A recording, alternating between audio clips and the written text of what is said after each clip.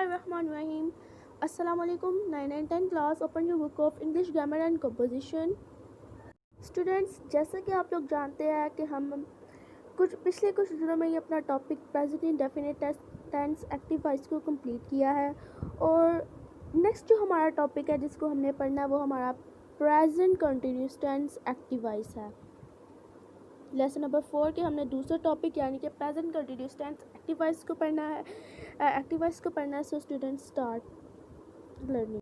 यहाँ पे students first of all, जैसे कि मैंने आपको अपने पिछले लेक्चर में भी बताया था कि कोई भी टेंस पढ़ने से पहले फर्स्ट ऑफ ऑल तो हमें उसका मीनिंग पता होना चाहिए। यहाँ पे present continuous tense active voice का इसी तरह हमें इसका भी मीनिंग पता होना चाहिए। प्रेजेंट का मतलब होता है मौजूदा हाल, यानी कि वो अब सेंटेंस कुछ इस तरह से बनेगा कि वो काम जो है कुछ भी जो है वो हाल में हो रहा है। उसके बाद कंटिन्यूस उसके अंदर ऐड हो गया।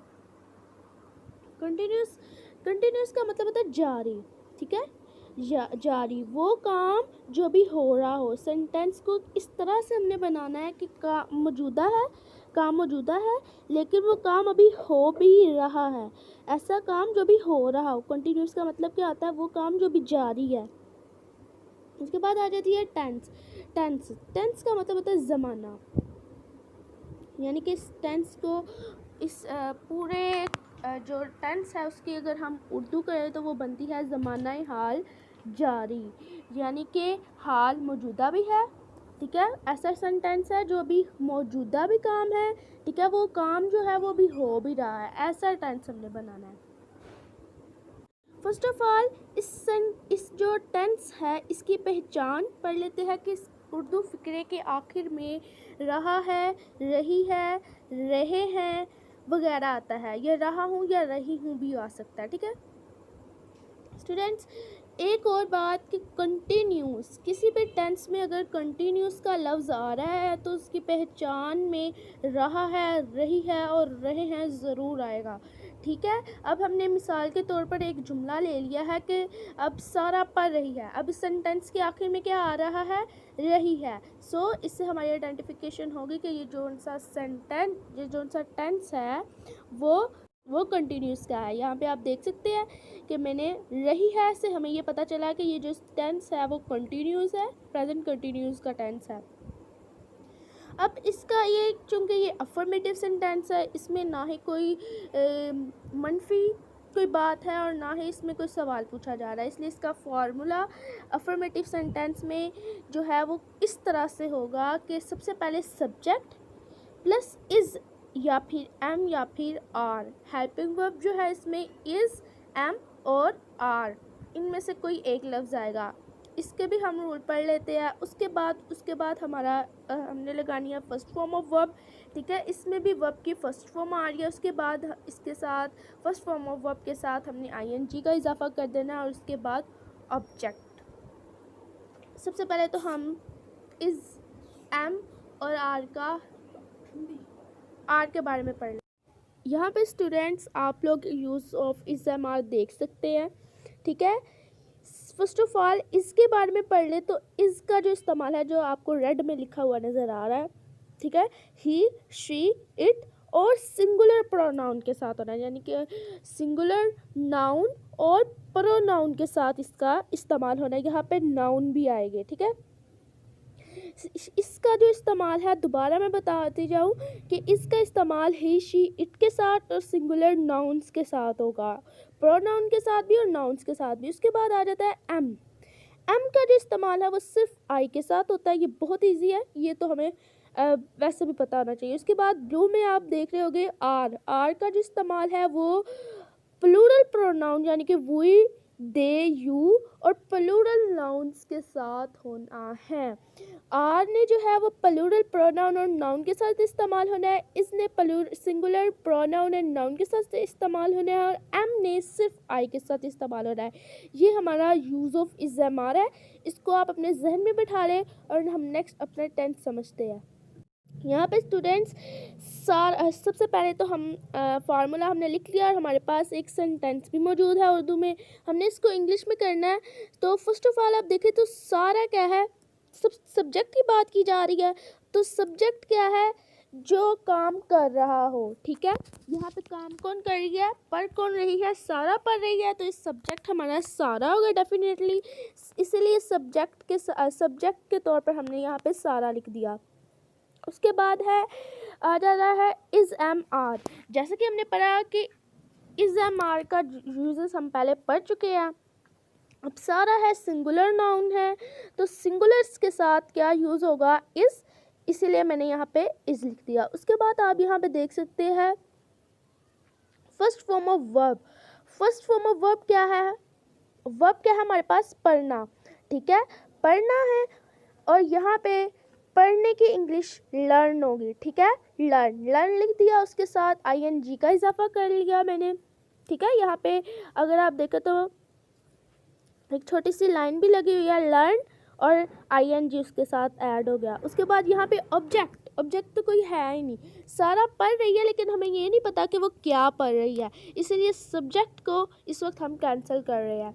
ठीक है, ये हमारा अफर्मेटिव सेंटेंस हो गया। उसके बाद अब हम नेगेटिव सेंटेंस की तरफ चलते हैं। यहाँ पे स्टूडेंट्स आप देख सकते हैं नेगेटिव सेंटेंस का फॉर्मूला मैंने लिखा। आपको पता होना चाहिए कि नेगेटिव सेंटेंस क्या है, उसमें सिर्फ नोट का इस्तेमाल होना होता है। नोट का इस्तेमाल, हेल्पिंग वर्ब है, उसके साथ ही नोट का इस्तेमाल कर देना, बाकी का सारा सेंटेंस ही वो है, फार्मूला ही अफर्मेटिव वाला है उसके। और हमने वही सेंटेंस ले लिया कि सारा पढ़ रही है, लेकिन उसमें जब अगर हम नेगेटिव सेंटेंस की बात कर रहे हैं तो फिर मनफी तौर पर हम इसको इस तरह लिखेंगे कि सारा पढ़ नहीं रही है या सारा नहीं पढ़ रही है। अब यहाँ पे स्टूडेंट्स आप लोग देख सकते हैं कि सबसे पहले हमने अपना फार्मूला यहाँ पे ऊपर लिखा हुआ है, इसी फार्मूले के तहत हमने इसे सॉल्व करना है। एज यू नो स्टूडेंट्स के सब्जेक्ट सबसे पहले आ रहा है, सब्जेक्ट क्या है, सारा। ठीक है, पर्पल में शो किया हुआ ब्लॉक की सूरत में। सब्जेक्ट क्या हमारा, सब्जेक्ट क्या है, सारा, इसलिए इंग्लिश में हमने सारा लिख दिया। उसके बाद सिंगुलर था तो इज लिख दिया, नोट भी अंदर ऐड कर दिया। उसके बाद फर्स्ट फॉर्म ऑफ वर्ब, ठीक है, लर्न, और इसके साथ ING, पढ़ने के साथ ING। और ये जो नहीं है इसको मैंने ब्लैक सर्कल में इसलिए शो किया क्योंकि ये हमें आइडेंटिफिकेशन करवाता है कि ये नेगेटिव सेंटेंस है। ठीक है, और ऑब्जेक्ट इसमें कोई यूज़ नहीं हुआ तो इसलिए कोई ऑब्जेक्ट नहीं आएगा। तो हमारा सेंटेंस कुछ इस तरह से बनेगा कि सारा इज़ नॉट लर्निंग।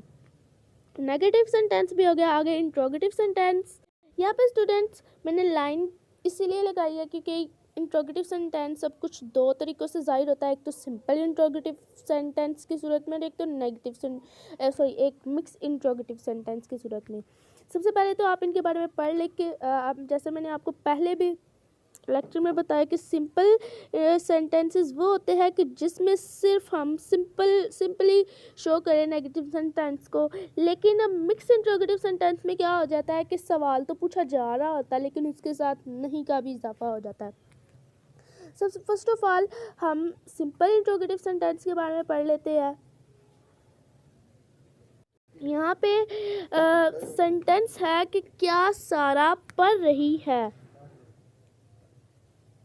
तो फर्स्ट ऑफ ऑल तो इसका फार्मूला देख ले इंट्रोगेटिव सेंटेंस का कि इसमें is am are plus subject plus first form of verb और इसके साथ ING object plus question mark. अब इसमें सिंपली हुआ क्या, हेल्पिंग वर्ब जो थे हमारे इज एम आर वो फर्स्ट पे आ गया और एंड पे हमने उसके साथ क्वेश्चन मार्क ऐड कर दिया है। तो सब्जेक्ट सबसे पहले तो हमने इज एम आर का यूज़ करना है, तो सबसे इज एम आर यूज़ करने के लिए हमें सब्जेक्ट का भी पता होना चाहिए कि वो सिंगुलर है या प्लूरल। सारा यूज़ हो रहा है, सिंगुलर नाउन है तो इसलिए इज आ गया। First of all is, subject सारा, फर्स्ट फॉर्म ऑफ वर्ब में लर्न आ गया और विद ING, ऑब्जेक्ट इसमें कोई यूज़ ही नहीं हुआ और उसके साथ हमने क्वेश्चन मार्क का इजाफा कर दिया। तो हमारा ये सिंपल इंट्रोगेटिव सेंटेंस में कुछ इस तरह से बना कि इज सारा learning. Okay, you know students, जैसा मैंने आपको पहले भी बताया कि मिक्स इंट्रोगेटिव सेंटेंस कैसे कि इसमें नहीं का, सवाल में जब हमने नहीं का इजाफा कर दिया तो वो ये मिक्स इंट्रोगेटिव सेंटेंस बन गया। हमारे पास कुछ इस तरह के भी इंट्रोगेटिव सेंटेंस होते हैं लेकिन हम फिलहाल 3 ही सेंटेंसेस के बारे में पढ़ते हैं, लेकिन इंट्रोगेटिव सेंटेंस में आगे से कुछ और भी स्पीशीज़ निकल जाती हैं। अब यहाँ पे आप देखें तो इज़म और इसका जो फार्मूला है इसमें सिंपली होना क्या है कि सारे का सारा फार्मूला बिल्कुल वैसे ही रहेगा, बस सब्जेक्ट के बाद नोट आ जाना, ठीक है। इसी तरह हमने सारे का सारा वही लिख दिया सेंटेंस, और सब्जेक्ट यानी कि सारा के बाद नोट का इजाफा कर दिया। तो ये सेंटेंस कुछ इस तरह से बना, क्या सारा पढ़ नहीं रही है कि इस सारा नोट लर्निंग। उसके बाद जिस तरह के मैंने आपको बताया कि इंट्रोगेटिव सेंटेंस हम तो पढ़ते सिर्फ इंट्रोगेटिव सेंटेंस, बुक में भी आपके इंट्रोगेटिव सेंटेंस ही लिखा है, लेकिन उसमें आगे से कुछ अलग-अलग से तरीके आ जाते हैं। इसी तरह अब हमने पढ़ना है कंपाउंड सेंटेंस, ठीक है। अगर आपने इन सेंटेंस के बारे में नहीं पढ़ा तो आप मेरे पिछले लेक्चर से देख के इसको ज़्यादा अच्छे तरीके से समझ सकते हैं, ठीक है। तो अब इसमें क्या होता है कंपाउंड सेंटेंस में कि सवाल, अब इंट्रोगेटिव सेंटेंस में सिंपल सवाल पूछा जाता है, ठीक है। यहाँ पे आप देखें तो सिर्फ क्या का इस्तेमाल हो रहा है, सिंपल इंट्रोगेटिव सेंटेंस में भी और मिक्स इंट्रोगेटिव सेंटेंस में भी क्या, सिर्फ क्या का इस्तेमाल हुआ है, ठीक है। आगे बताने का मकसद सिर्फ ये है कि इनमें सिर्फ क्या के लफ्ज़ आएंगे इंट्रोगेटिव सेंटेंस में, लेकिन कंपाउंड सेंटेंसेस में क्या होगा कि क्या की बजाय WH वर्ड्स आ जाएंगे। WH वर्ड्स के बारे में मैं आपको पहले ही बता चुकी हूँ, ठीक है। तो हमने इसी तरह इसमें से एक WH वर्ड ले लिया, ठीक है। सबसे पहले सिंपल कंपाउंड को पढ़ लेते हैं कि उसमें से हमने WH वर्ड लिया कैसे, कि सारा पढ़ तो रही है, वो सारा कैसे पढ़ रही है, ठीक है। अब इसमें हमने सिंपल क्या किया कि सारे का सारा सेंटेंस सिंपल इंट्रोगेटिव जैसा ही है, उसमें हमने ऐड कर दिए WH वर्ड्स, ठीक है।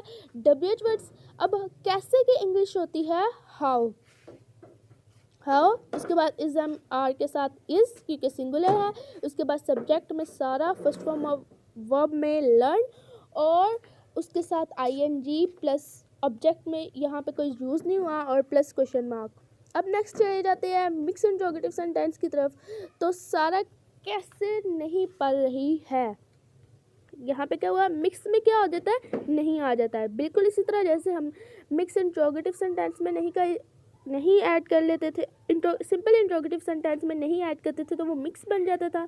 इसी तरह अगर हम सिंपल कंपाउंड सेंटेंस में नहीं का इस्तेमाल कर देंगे तो वो मिक्स बन जाएगा, मिक्स कंपाउंड सेंटेंस बन जाएगा। कैसे से तो हमें पता चल गया यहाँ पे कि ये कंपाउंड सेंटेंस है, लेकिन उसमें नहीं का ऐड करने से हमें पता चला कि ये मिक्स कंपाउंड है, एरो से शो यही किया जा रहा है। उसके बाद इसका फार्मूला पढ़ ले, तो सारे का सारा फार्मूला बिल्कुल वही है, बस ऐड क्या हुआ है WH वर्ड्स के सारा फार्मूला जो है कंपाउंड सेंटेंस का वही होगा, लेकिन सब्जेक्ट के साथ नोट ऐड कर देंगे हम। इसी तरह ये जो हमारा सेंटेंस है इंग्लिश में कुछ इस तरह से बनेगा, हाउ इज सारा नॉट लर्निंग। यहाँ पे स्टूडेंट्स आपके अच्छे तरीके से समझने के लिए मैंने इसकी प्रेजेंट कंटिन्यूस टेंस की तारीफ भी लिखी हुई है कि मौजूदा ज़माने या फिर कह लें कि ज़माना हाल में किसी काम के मुसलसल जारी होने के अमल को ज़माना हाल जारी कहा जाता है, यानी कि प्रेजेंट कंटिन्यूस टेंस कहा जाता है। यहाँ पे भी आप देख सकते हैं कि अगर हम एक दफ़ा इसको दोबारा से रिवाइज़ करें तो एक दफ़ा दोबारा से रिवाइज़ कर लेते हैं कि इसके उर्दू फ़िक्रे के आखिर में रहा है, रही है, रहे हैं, ये रहा हूँ या फिर रही हूँ आते हैं। हेल्पिंग वर्ब क्या है इसमें, इज़, एम और आर, इसका यूज़ भी हम पढ़ चुके हैं। यहाँ पे आप देख सकते हैं कि इसका इस्तेमाल ही, शी, इट और सिंगुलर के साथ, आर का इस्तेमाल वी, यू, दे प्लूरल के साथ और एम का इस्तेमाल आई के साथ। ये थी कुछ मैंने आपको थोड़ा सा रिवाइज करवा दिया। ये था आज हमारा लेक्चर जिसमें हमने प्रेजेंट कंटिन्यूस टेंस को डिस्कस करना था। सो स्टूडेंट्स, अगर आपको मेरी वीडियो अच्छी लगे तो इसे लाइक और कमेंट ज़रूर कीजिएगा। ओके स्टूडेंट्स, अल्लाह हाफिज़।